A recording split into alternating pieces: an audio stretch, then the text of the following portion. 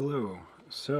I'm doing a little bit of something different today because I couldn't really find anything to take apart. Last year when I was on a road trip with a bunch of friends, we went down to Niagara Falls. We drove down there, and I think it was in St. Catharines. We went to a sled shop, like one of the flea markets there, and there was a whole big stack of cameras that I was looking through, and I ended up finding this little guy that I really like. It's a Yashica, and for those that don't know, Yashica was a Japanese camera and lens company. They were founded in May 1945. They originally started making fuses for gun shells, as a lot of the Japanese camera companies started as part of the war effort, right? Yashica basically went on to become a fairly large camera company throughout the mid 20th century. They released the Japan-made Polaroid 120 in 1960, but eventually in the late 1980s they were absorbed into Kyocera with a bunch of other brands, and then they kind of just stopped making cameras and stopped designing anything. They were just kind of slowly wound down. So this camera here is a Yashica J. It was released in 1961, so it was only a year after the Polaroid came out. It's not the SLR version. There is actually a Yashica J that is an SLR.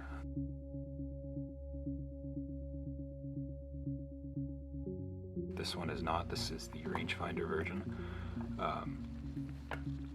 It has no parallax correction like the newer Yashica rangefinders do, so it was probably a budget model, but it's still really well made.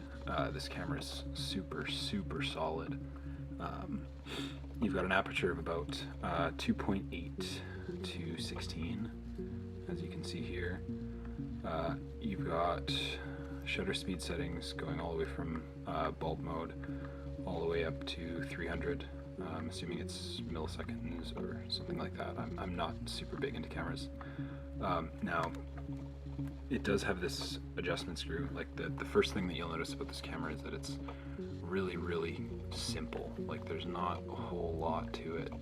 It's kind of just nice shiny metal all the way around with only a few buttons. Not a whole lot to really take in, but it's nice and simple. It feels fairly heavy. It's a nice weight.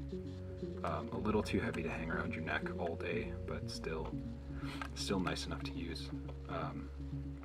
Interestingly enough, in the new Amazing Spider-Man movie, I believe he does use a Yashica J as well. It's not the rangefinder, it's the SLR, but this one is a good camera as well.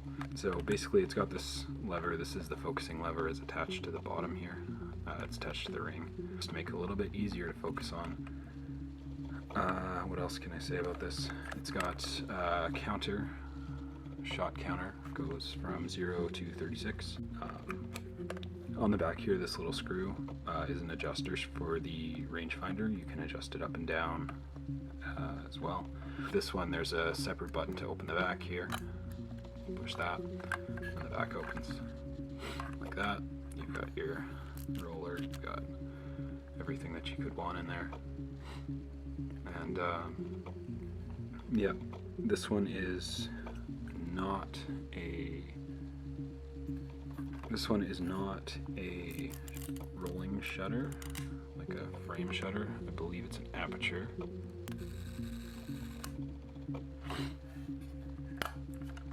You've also got a timer on the front here that I thought was really cool. I'm not going to turn it on because my dog absolutely freaks out if I turn it on, but basically you just wind this lever over to the side, and then when you wind it like that, and then push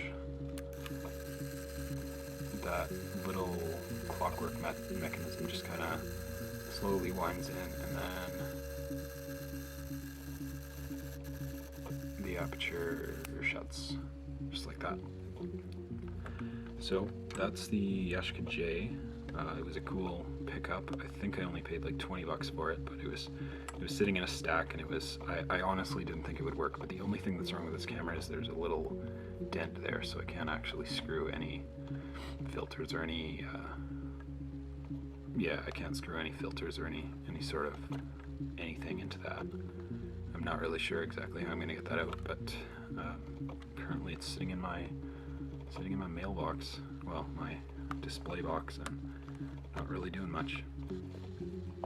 Anyways, have a good day.